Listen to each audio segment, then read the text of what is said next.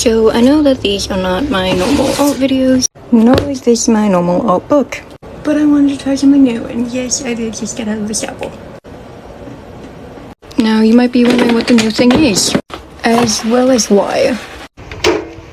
Well, to put it simply, it's pretty much that my videos are usually silent on the art YouTube, but I'm just gonna talk over and explain my process through things that made me realize different aspects of art and why I like art and how it helped me improve with art while doing art things. And hopefully that will keep you guys entertained. Today we're using a watercolor book because today we're actually going to be using watercolors alongside pens. In the future, I actually have a plan on how I want to pick drawings and what media and what colors to use. These random things have a different type of color. This one is shades of color, so monochrome, which is one color and only using shades of that one color. So if I used red, I could only add white or black to the red. This one would be medium, which is what type of materials I'll use. And this one is pencil, graphite specifically. And these ones are characters. And yes, I specifically picked this one because we are doing, in a second, if it loads, or not loads, if I open it, Louise Belcher from Bob's Burger, because somebody asked for this, and so this is a specifically picked one. But in the future, they would be random. And regarding the new art setup, I wanted to try more mediums and expand, because usually I only use black and white and pen. So this is a way for me to get familiar and comfortable with using more things. And I chose this setup because a lot of people have asked me to do art videos and tutorials on how I do my art.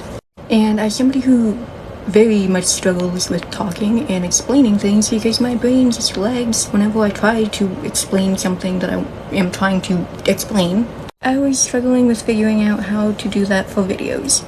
So I came up with this idea. This will allow me to show you guys how I use different mediums. Now, I'm not a professional and I'm not that good at this. Now, this will show you my art process from start to finish, and it will also show you how I do a technique and then how I apply it to art. And again, I'm not a professional, this is just how I do and how it works for me. And if it works for you guys, I'm really happy to hear about that, but yeah. Also, like, I got this stand, and that is what I'm using right now. But I can't turn my phone the other way. But this is the way that I decided to do it. Not only will you guys be learning along with me as I'm trying new materials and new methods that I'm not used to, but we're gonna try. It's also just a way for me to also explain what these methods are while doing them. I can talk about what monochrome is while we're using it in art. I can talk about color theory while we're using it in art. And I can talk about the subject that we're using while using it and applying it in art. And I feel like that will help me better explain it to you guys and better help you guys understand. And yeah, so I hope that helps. Now, we might get recurring themes, recurring medias or subjects, whatever, depending on if people want more of some subject. Because I will take your non-disgusting suggestions and add it to the pile of random sticky notes labeled character. I'll actually end up talking about things that has helped me personally with my art experience, because I used to be a perfectionist. I still am. I still struggle with that. But this is genuinely one of the reasons I love Japanese culture, is some of the words that they have in their language. And as an example, I don't know if any of you have ever seen King of the Hill. It's on Disney right now. I don't know if it's anywhere else. And if you haven't seen it or you don't know of it, I'm sure you most likely heard the audio that was going around where it talks about wabi-sabi. And it's a combination of two words, wabi and sabi. Now, I believe Bobby Hill explained it beautifully in the episode to Hank, but I'll probably explain it further in a future episode, as these are the things that personally help me, and it's not the practice that can only evolve your art. People who say that, I really believe that they don't understand art. as art is more of a feeling of experiences you learn and you apply to what you're doing. It's a way to express yourself in a way words can't. And again, I'll further explain this in an episode where we actually talk about this concept. However, it's things like this where you hear it and it just clicks. It changes something and it changes your way of thinking in a way that positively affects you. And the reason we would be talking about these things is because that's something that practicing like a medium or using specific colors will never ever be able to accomplish. Think of it as a singer can sing, but just because they sing, that doesn't mean it can be good. Now, the voice might be great, it's just they don't have the ability to make connecting lyrics. But if they experience something and they make lyrics from that resonates with other people, then it's better because you can relate, you understand it, and you just like it because you don't feel so alone. You can understand it and it actually works with you. Again, this is why we're not just explaining things and how to do these things, because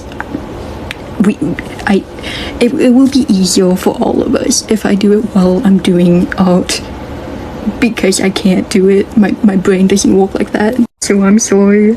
Now on videos, we'd probably still have recaps and would have diagrams and ways to show visibly how these things are rather than just verbally and just showing it in my art, so you actually have it separated from the art so you can reference it in a way that is there and you don't have to think about how I'm using it. It's just in front of you. Again, this is why I shouldn't explain things without a video of what I'm doing. So summed up, we will be talking about the medium we're using, the colors we're using. We'll be explaining both of those and how they work, and then we'll also be explaining things that personally has helped me do better with art because of how my brain took it in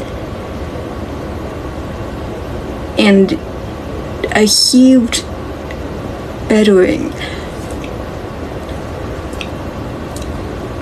How my brain took it in and how I improved my art just from hearing these things, because it changed my way of thinking and how I process things, which ultimately changed the way I drew and how I viewed my art, which made me better because I accepted flaws and I worked on them. Not I fixed them or struggled to fix them and just went crazy trying to be perfect.